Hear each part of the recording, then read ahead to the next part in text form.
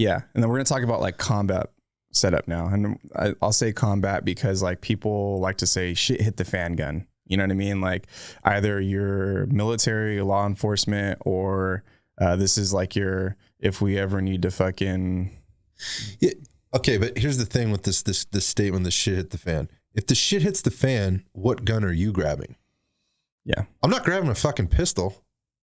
Yeah. Yeah. I'm not grabbing a pistol. I mean, I'm taking one along for the ride, but that's not what I'm grabbing. I guess what I mean by that is your shit hit the fan sidearm, because you're definitely grabbing an AR. that's the first thing. You're not grabbing a shotgun. Yeah, you're not grabbing a carbine. Yeah. Your shit hit the fan. Let's just say what's on your kit when you feel like going to the Bat Cave. All right, so we're going zombie apocalypse is what we're talking about. Yeah, so whatever, zombie apocalypse, and let's be honest, dude. You know the 2A world. Hella people are just sitting on the edge of their seat waiting for them. There's not one person that hasn't thought about it. Yeah. So, to what extent that may vary a bit. Yeah. Okay, I'm with you. So for me, that's a Glock 17. That's the same. My first Glock that I bought since I started shooting. I owned a Glock 21 a decade ago and never did anything with it. And we talked about this. Mm-hmm. But since I actually started training and shooting regularly, I've run the same G17. It's not the shop Glock. It's actually the one that I've just like done all product testing on. That's been tried and true. The one that the Apex trigger blew up on. But again, I mean, it's been through everything. So I'm not even knocking them for that. But so that one has the Apex trigger assembly inside of it with my trigger shoe. I have a Surefire X300.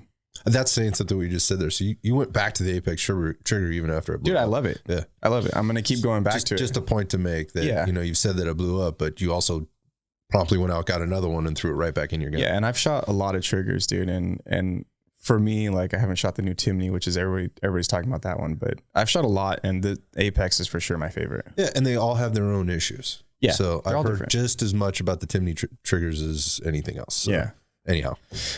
So I run X300 light, weapon light, because it's outside the waistband, right? I usually run a Safariland holster, but because I've been playing with comps, I can't really do that right now. I have a Trijicon RMR.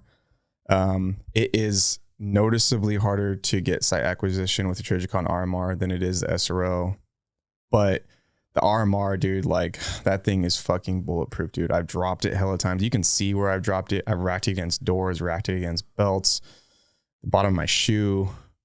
Like that thing has lived through so much, dude. I've had that optic now for a couple of years and I haven't changed the battery yet. This goes to applicability and the practicality, but also dependability. Yeah. Piece. Like if you're gonna, this is the one you got to take to the shit. The zombie apocalypse. You want to make sure it ain't gonna break when you're. Yeah, if you're telling me that I haven't fucking changed my battery in a couple of years and I've banged the thing and dropped it hella times and like the glass is perfectly good. Pretty good bet. Yeah, I'm totally down for that. And I can point and shoot at 10 yards anytime I want. I don't need to find that dot if it's just 10 yards. But anything past that, I mean, obviously you can just shake it off and, you know, get good sight acquisition. But anyway. Listen up, kids. That one has a 3-window slide. And that's not for reliability or whatever. That's because that slide with that comp and that recoil spring has like a Terran Tactical uncaptured light spring in it because it's got like a dual port comp. That setup, dude, like I can fucking burn shit down with that gun. And I just like it so much that I keep it. I've never had debris go into that slide, and I've played in mud and moon dust and stuff like that. I think my Safariland has protected it very well. So I think says more about the holster than anything. But that's a good point. But that slide's never given me issues, even though I know I just said that I'd prefer to have single window or no window.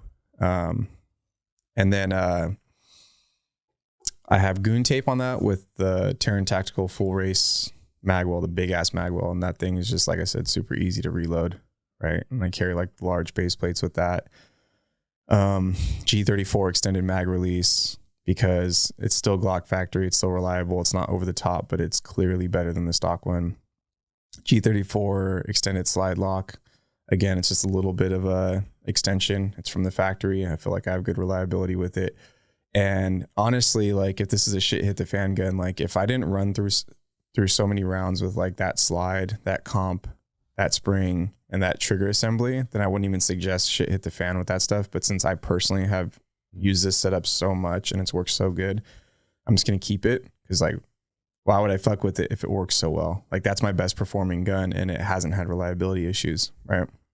Well, they say, it works until it doesn't. And you have to decide whenever it doesn't, what direction you're going to go. But I think you're being very fair here in terms of your review of the stuff that you're running and the fact that things do break. I mean, that's just what's going to happen. So if you buy a gun and you think it's not going to break, if you use it, consistently and over a long period of time, you're wrong about that.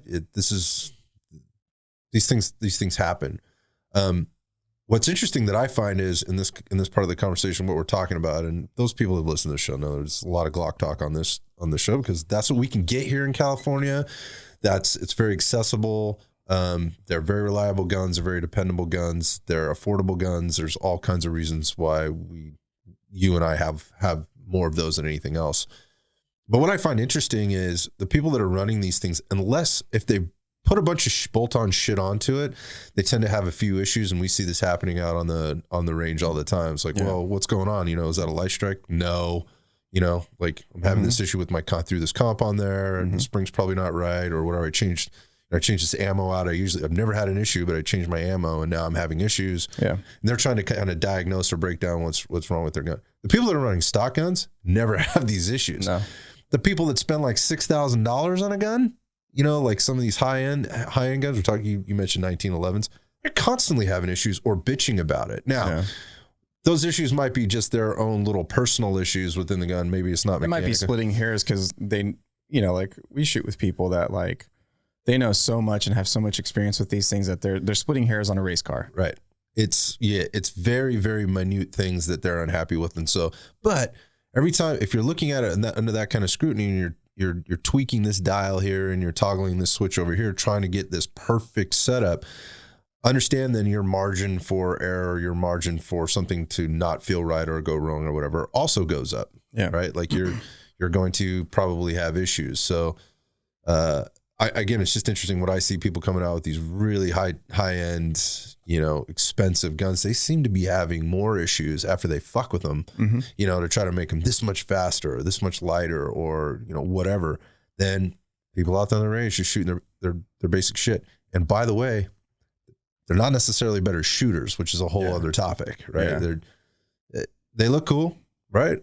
They seem to perform well, but over the longer term, I'm not impressed. I'm not sold. So just going back to your setups and application, like I just prefer something that's a bit more dependable.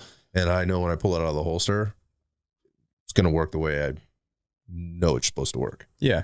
Yeah. And so like, if you notice with my G17, my shit hit the fan kit gun, right? If you notice that versus my carry gun, it's a little different, but you notice how like, I talk about how important performance and reliability is to me, but also you notice how I did a little bit more risky stuff on the 17, the kit style gun, right?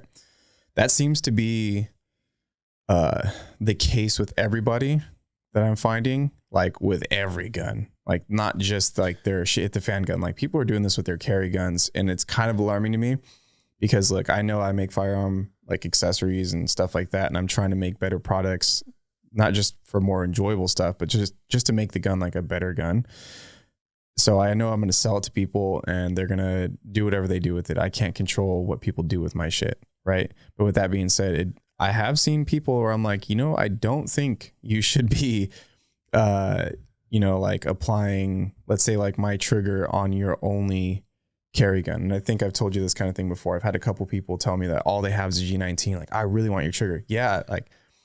Like I have a friend who he has a G17, he used my trigger, but this guy's ex-military and he knows how to do shit. So he can diagnose what's going on then and there. I have no issues with that guy having his only Glock having a trigger. Mm-hmm.